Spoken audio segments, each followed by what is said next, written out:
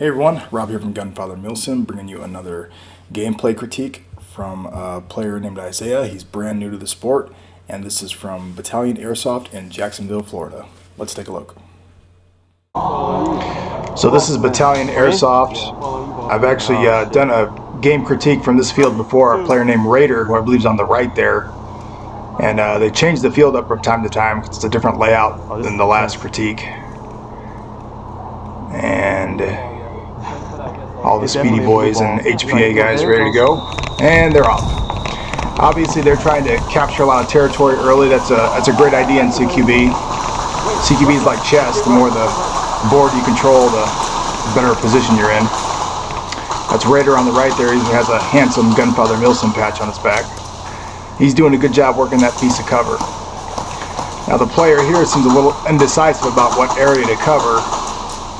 When in doubt, pick one.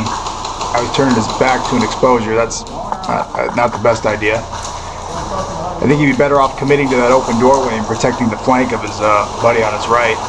But he's kind of looking like he's looking for something to do here.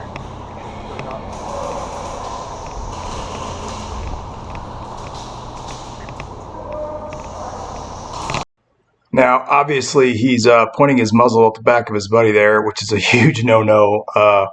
Real world training, you'd be thrown out for this, but it's very, very common in airsoft. I don't want to beat the guy up too much about it. Airsoft players are generally very good about keeping their trigger finger off trigger and on frame until they're ready to shoot. They're real good about that safety aspect of handling weapons or replicas or whatever you want to call them. But when it comes to not muzzling their teammates, they're notoriously bad about it. So it's not just this player; it's a very common problem. And one I think that most airsoft players would do well to try to fix, try to rectify. Be cognizant of where you're pointing your muzzle, and not sweeping that across your buddies all the time. Anyway, I'm not going to beat him up too much about it and bring it up after this. Just move on. So here's buddy there's working that corner. Now he's doing a good job covering that long corner. He's actually in a good position. I'm not sure if he knows it or not.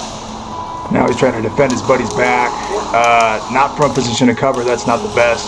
Apparently buddy got hit. So now he's going to work this piece of cover that he knows his buddy just got shot from. Looks like he's doing a good job. I'd be a little bit closer to it, but being that far away isn't the worst thing in the world. Just want to talk about what we saw there real briefly. So basically, this is what we got. A couple openings. That's what we observed in the video. And here's our player, and he's hanging out on this corner. He's doing a good job, watching these exposure areas down here. And then he decides to cross, and he crosses quickly, which is good to move on to this area. What he didn't do is he didn't check back here. And if there was a bad guy sitting right there, he'd have had a clear shot at his back. So what you want to do on these is when you run across, run quickly, go deep, and then double check, make sure your 6 is clear so you don't get shot in the back. So now we're back to the action. Once again, muzzling these guys a bit. Watching that flank. Not sure what this guy on the right in the yellow's doing. Maybe messing with his gear or something, but he's not really helping out much there. Got a guy shooting through a gap, endangering a player there. Clearly this guy got hit by something. Somebody needs to own some real estate here and start covering some lanes, because right now we got a lot of passive players, just targets basically. There's the kind of hesitancy you'd expect to see in new players, so it's not that big a deal.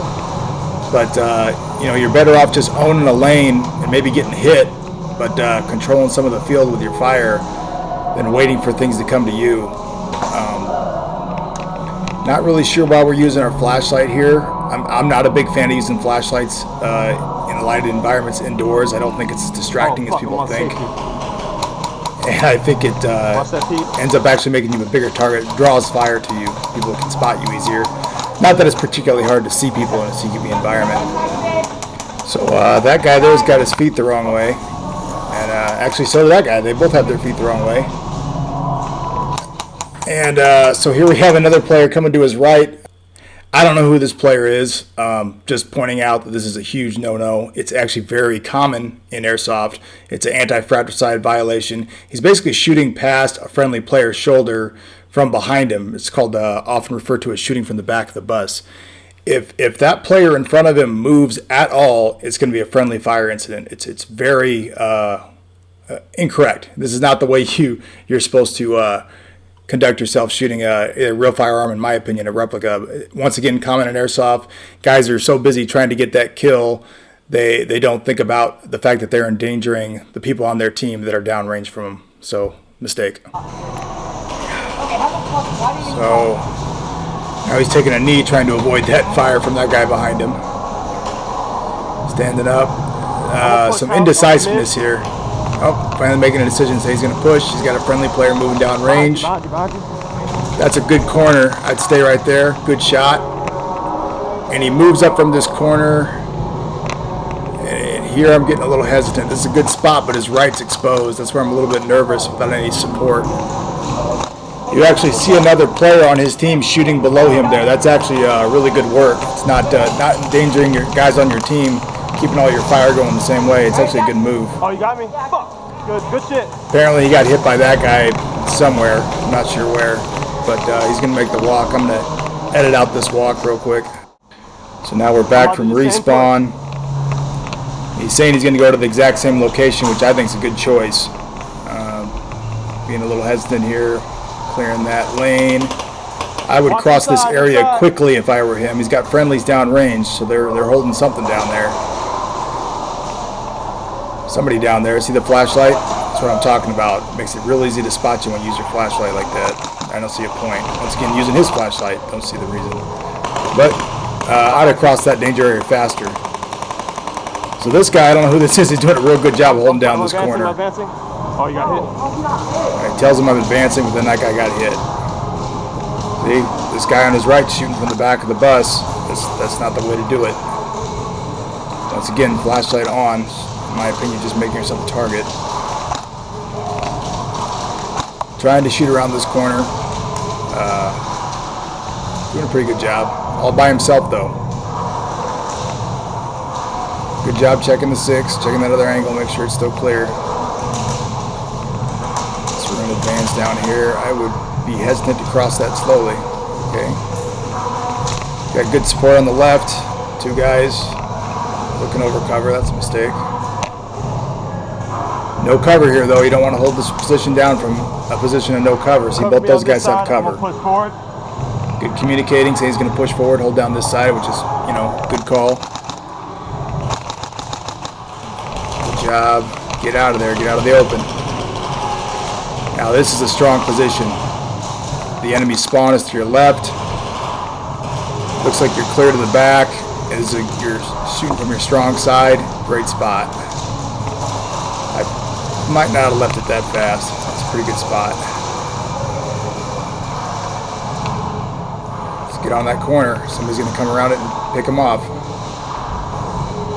Doing a real good job pieing this, but seems kind of hesitant as to what to do. I would lock down that corner and just hold it. Real hesitant here. That's a strong side piece of cover. Walks in the open, probably wouldn't have done that. But here, great spot. It's support side, which isn't as good, isn't as advantageous, which means he's going on the left side of a piece of cover and he's right-handed. But here he's getting them come out of their spawn. He's basically got them in an L ambush. It's a game of angles, and he has a real good one here. So obviously all these guys coming out of the spawn are kind of preoccupied dealing with what's directly downrange, not realizing that he's got their flank. So a lot of good stuff here. I'd hold this down as long as I could. I wouldn't move from that spot. You're really controlling the field here. I'm not sure why he backed off, honestly. Yeah, excellent spot. I'd probably be a little bit closer on that piece of cover in front of him, but being off a little bit's not bad either. Just racking up kills now. When you're farther back from cover, you kind of open yourselves up to some obtuse angles, but it is easier to maximize the use of cover to some degree when you're further off it. He got hit. There's a player with his back to the cover. Mistake. Once again, common. And now, once again, he's making the walk. I'm going to edit this out. So now we're back from respawn. And he's going to link up with his teammate here. We got 3 men on this side, And they're suppressing them. They're running back to spawn. So he's basically explaining to his teammate that they have that essentially an ambush on the far side of the field, so they got him locked in their spawn pretty good. Nope, took a hit. Quick walk. Yeah, there you go. Jog. Get there and get back quick. Back to it. Some hesitancy there. Supporting. Guy in the yellow. Cover me, cover me, cover me. He's calling for covering fire. I'm not sure if he's getting it. Right here. Now these spots, not a fan of looking over cover. It exposes you to multiple angles at a time. You're better off looking around cover than over. And when you're on a low piece of cover like this, you're kind of not giving yourself a lot of good options. You're kind of stuck either fighting from a kneeling the whole time, looking around cover, or exposing yourself looking over cover. For what it's worth, he's doing the right thing, staying low and working around. Looks like he's going prone here. Can be a good move.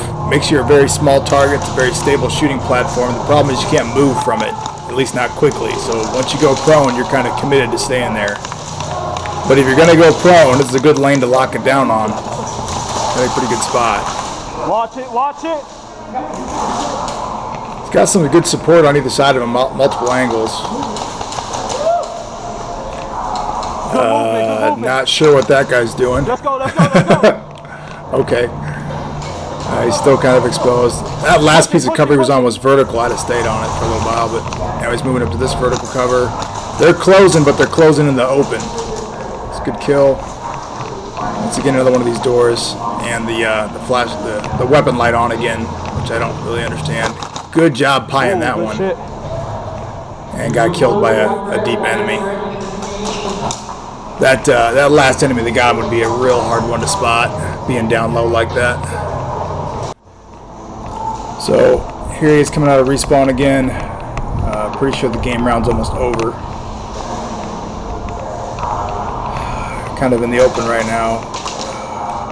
Once again, using that weapon light, all you're doing is exposing yourself. You can see your bad guys without using that weapon light. Why are we using it? Behind you. Okay, we're muzzling a friendly right there. It says behind you. Successfully gets a kill. Good job engaging that guy, but... So that's where that particular video clip ends. Isiah actually did a really good job for his first time out of the field. Most of the big mistakes were from other players, and they're very common ones in Airsoft.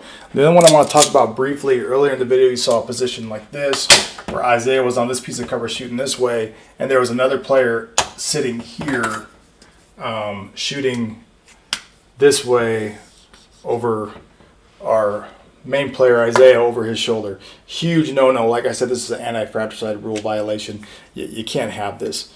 Airsoft players, they want to look the part and play the role, and that's cool. I get it, and it's for fun. At the end of the day, it's all for fun.